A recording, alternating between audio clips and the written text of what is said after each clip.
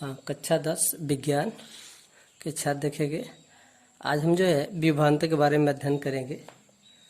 तो विभवांतर के लिए परिभाषित करने के पहले हम ये थोड़ा सा देखते हैं कि यदि किसी चालक में विद्युत धारा बहती है तो चालक में गति कर रहे मुक्त इलेक्ट्रॉन चालक के परमाणु से टकराते रहते हैं। कहने का मतलब है यदि हम विद्युत धारा जो है किसी चालक में प्रवाहित करते हैं तो कुछ जो है इलेक्ट्रॉन जो है चालक के जो है मुक्त हो जाते हैं और वो क्या करते हैं जो है यही मुक्त इलेक्ट्रॉन जो है चालक के परमाणु से टकराते रहते हैं। जो मुक्त इलेक्ट्रॉन है चालक के जो है परमाणु से क्या करते हैं, टकराते रहते हैं, जिससे कारण जो है उसके गति में क्या होती है, रुकावट पैदा होती है। ऐसी रुकावट के विरुद्ध जो है अपनी गति को बनाए रखने के लिए इलेक्ट्रॉनों को जो है कार्य करना पड़ता है। मैंने उसके विरुद्ध जो है इलेक्ट्रॉन के जो कार्य करना पड़ता है, कार्य करना, यही जो है ये क्या कहलाता है, विभवांतर कहलाता है।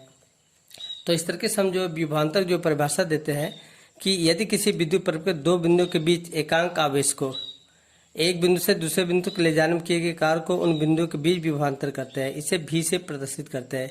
यानी दो बिंदु है जो कि एक सिरे से दो सिरे के बीच जो विभवांतर होता है, उसके जो अंतर होता है, विभव जो अंतर होता है, उसकी जो गणना की जाती है एकांक, वहां से एक बिंदु से दूसरे बिंदु, यानी दोनों बिंदुओं के बीच जो आवेश जो है ले जाने में कार्य करना पड़ता है, उसको जो है उन दोनों बिंदुओं के बीच को ये क्या कहते हैं, विभवांतर कहते हैं। तो विभवांतर हमारा है जैसे इसको हम यदि किसी चालक में आवेश Q को एक बिंदु से दूसरे बिंदु तक ले जाने में W जूल कार्य करना पड़े, यानी ये कहा गया है कि यदि आवेश जो है किसी चालक में प्रवाहित किया जाता है तो उसको कार्य करना पड़ता है इलेक्ट्रॉन के विरुद्ध। तो यदि वो कार्य जो है W जूल कार्य करना पड़े तो उन बिंदुओं के बीच जो विभवांतर होगा, विभवांतर V बराबर कार्य बटे प्रवाहित आवेश, यानी जितना आवेश प्रवाहित हो उसके अनुसार जो है वो कार्य होगा। तो इसलिए इसकी जो है परिभाषा किया गया है विभवांतर कार्य बटे क्या होता है, प्रवाहित आवेश, और कार्य को W से लिखा गया है, प्रवाहित आवेश को Q से लिखा गया है, तो W/Q होगा।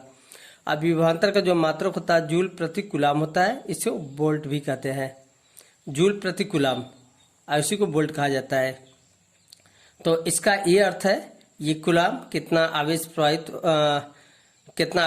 हो रहा है, उसी को जो है उसी हिसाब से कितना जूल कार्य करना पड़ेगा, तो उसी को जो है वोल्ट से प्रभावित किया गया है।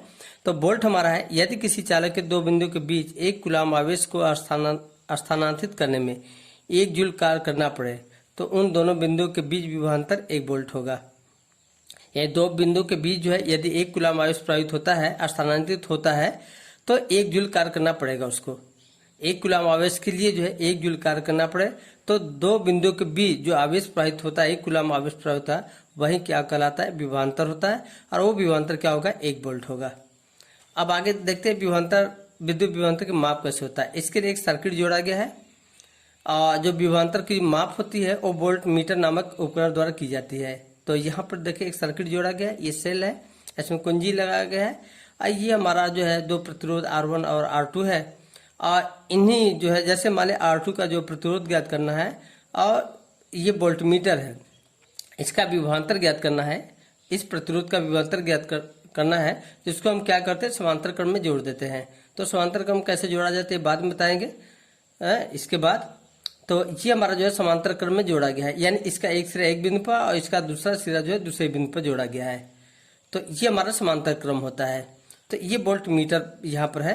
अब इसमें क्या करते हैं, सेल से जब विद्युत धारा प्रवाहित करते हैं, यानी कुंजी जो है ओपन कर देते हैं, खोल देते हैं, तो सेल से जब विद्युत धारा प्रवाहित की जाती है तो ये हमारा वोल्ट मीटर जो है वो संकेत बताएगा कि ये जो है कितना जो ये हमारा जो है इसका विभवांतर कितना हुआ, इनके बीच का ये विभवांतर बताएगा कि कितने जो है विभवांतर होगा।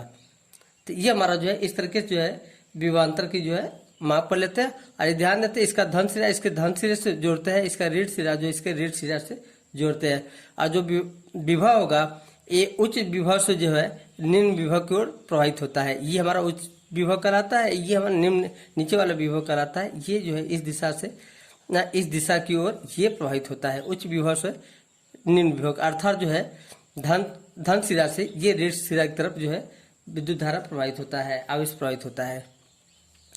अब आगे चलते हैं। ओम का नियम होता है कि ओम का नियम हमारा क्या होता है। तो ओम के नियम के परिभाषित करने के पहले हम क्या करते हैं, इसको ये लेते हैं, एक प्रैक्टिकली रूप में परिपथ जोड़ते हैं।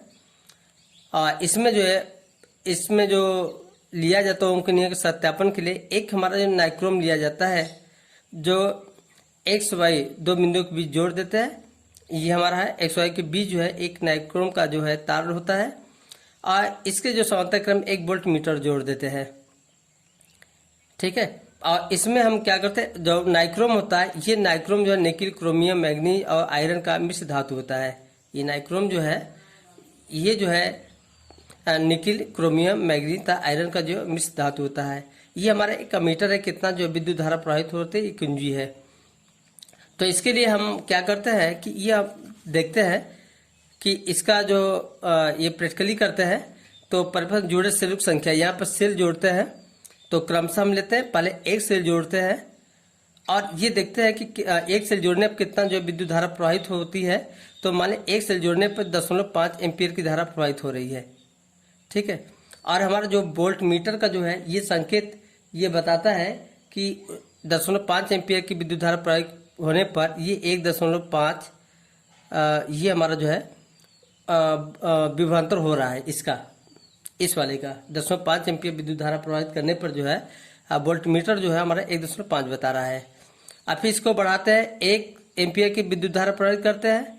तो इसके हिसाब से जो हम देखेंगे कि वोल्ट मीटर जो है ये 3 जो है वोल्ट की जो है विद्युत धारा ये आवेश प्रवाहित होता है।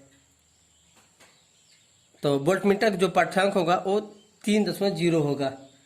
और जब इसको और बढ़ाएंगे, ये हमारा जो है तीसरा सेल जोड़ेंगे, ये पहला सेल, 2 सेल जोड़ोगे, तीसरा सेल जोड़ेंगे, तो इससे जो हमारा 1.5 एम्पीयर की विद्युत धारा होगा। तो वोल्ट मीटर जो पाठ्यांक होगा वो हमारा ये 4.5 मान लेता होता है।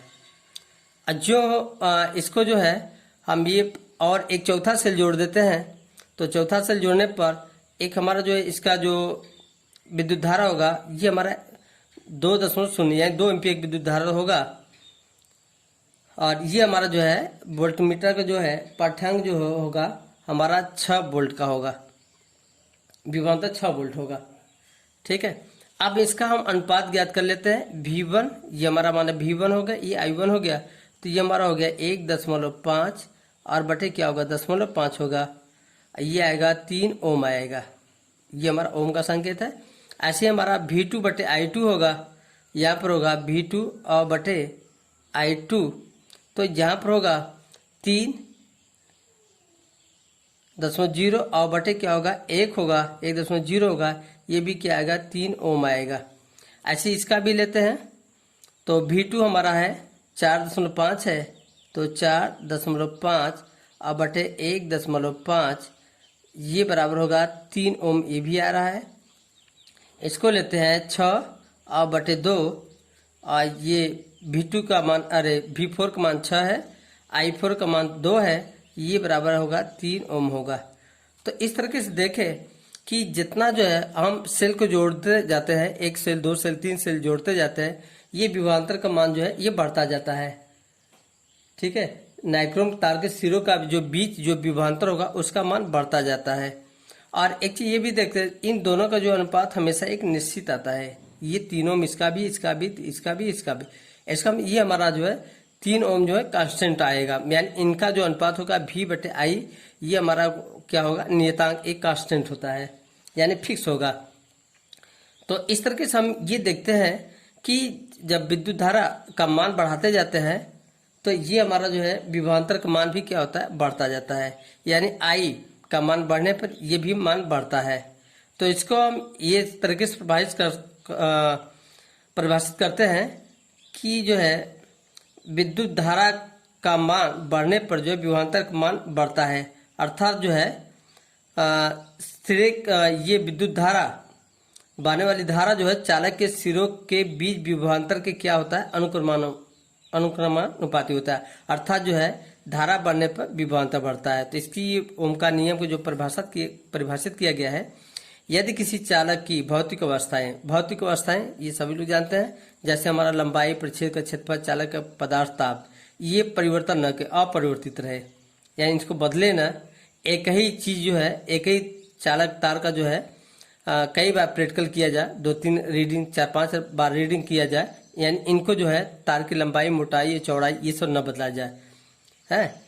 तो अपरिवर्तित रहे तो चालक में बहने वाली धारा जो है चालक के सिरों के बीच विभवांतर के अनुक्रमानुपाती होता है। यानी चालक में बहने वाली धारा आई चालक के सिरों के बीच विभवांतर के अनुक्रमानुपाती होता है, यानी I प्रोपोर्शनल टू V या V प्रोपोर्शनल टू I। यानी इसका अर्थ ये होता है, यदि विद्युत धारा का मान बढ़े तो विभवांतर का मान बढ़ेगा, या विभवांतर का मान बढ़ेगा तो ये हमारा जो है धारा का मान बढ़ेगा। यानी विद्युत धारा का मान बढ़ाते जाएंगे तो ये विभवांतर का मान बढ़ता जाएगा। ये हमारा जो है क्या है, ओम का नियम है। ठीक है, तो अब आज इतना ही। गृह कार्य के लिए हम 2 सवाल दे रहा हूँ, एक ये सवाल है, एक ये सवाल है। ठीक है, इसको दोनों कर लेना, इसका आंसर बाद में बता दिया जाएगा। धन्यवाद।